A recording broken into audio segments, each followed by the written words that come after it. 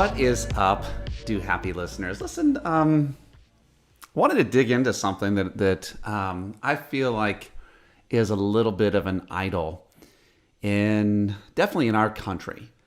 I love the grit of the United States. I love the fact that we actually believe that anything can happen if we put our mind to it, if we put our shoulder to it, pull ourselves up by the bootstraps, and it's almost created almost a mythology that a lot of us believe in. It's something that we hold near and dear to our hearts, and that is that of the struggling ruffian, right, that defies the odds, maybe sees something a little bit differently, and then outworks everyone in sight to prove the naysayers wrong, right? It is the story of Rocky Balboa, the one who shouldn't have been chosen but was, the one who didn't deserve a title shot but got it and went the distance. So many of the stories and narratives, the movies that we love and watch involve this immense struggle. And nowadays, I don't think that we face the same, let's just say, physical just things that could go wrong, right? We don't have the dragon in our face these days, but what we do have is we have really this thing of achievement. So it's almost like the American Idol has become this achievement thing, right? Like, what can I have? And that having has a lot to do with, oftentimes it's money, or it's like, you name it. But we often always see a struggle between right here and right there. And I guess I just wanted to talk a little bit about the idol of the grind, the idol of struggle, the idol of hard work, and really juxtapose that a little bit to what I've found to be true, not just in my life, but within many of the others that I've helped out. And it's simply this, that when you are connected to your God-given gifts and talents, it's not always going to be hard. As a matter of fact, it's probably going to be a lot easier. So it would be similar to someone who is maybe riding down the road and pedaling as fast as they could on a 10-speed, right? They're on the little one gear, right? That's meant for you to climb these steep hills with, and you blow by them because you're in high gear. You're like in the 10th gear, and you're just slowly. There's that slow pedal, but you're blowing their doors off in terms of output. I just don't see the correlation. I don't know what that means. Did I just make money? Did I just get an idea? I don't know what that sound was. I don't necessarily see the correlation between hard work and wealth. So I do believe that there is a stage and a phase of hustle till you get the muscle. We'll talk about that in a second. But some of the hardest working people that I know are some of the brokest people. And it makes one wonder. And even sometimes the people who look like they're the hardest working aren't. There was an illustration that I came up with my wife, and many years ago we were talking about the idea, and we weren't going to do it, but we were just talking about the idea of like, hey, if we wanted to pull here, like, we have all of these kids, can we get them to dig a hole? Like, can we dig the pool? What would that look like? I've had these weird fleeting fantasies sometimes that I'm going to build my own house or dig my own pool. And I know in my heart, that ain't going to happen. Like, that's not who I am. That's not who we are. But I just imagine the idea of a person, like, how many shovelfuls would it take? And I imagine someone coming in just, sweaty from the labor, and then returning to that every day until it was complete. And for whatever reason, I just had this mental vision of someone who literally could have been doing the same amount of work without the results. And so the image I got was someone who literally put in the same amount of muscle and grind and effort into digging, but instead of digging into one hole intelligently, he just would dig at different places in the backyard. And so really what happened would be, I don't know if it would take 800,000 shovels of work to actually get that done. Let's just call it that.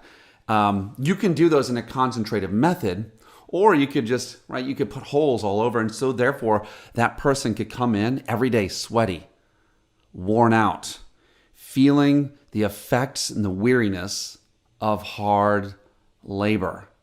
He would wipe the sweat, he would feel fatigued, and he would be tired and say, "Whew, honey, I just put in a hard day's work today."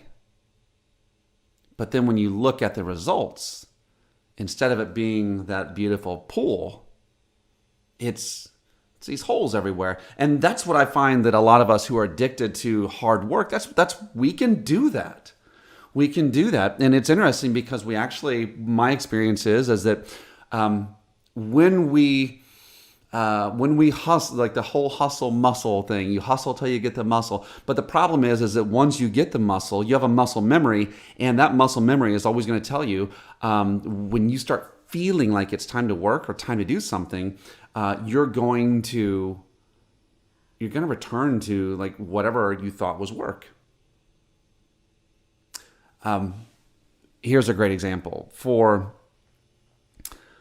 probably 20 years of my life, I was in sales, outside sales, telesales, and it was not something I did because I wanted to. It was something I did because I had to in the beginning. And what would happen would be that work looked like me picking up one of these a lot of times in a day. And that's the majority of my professional career. And until I started my own business. Now here's the funny thing.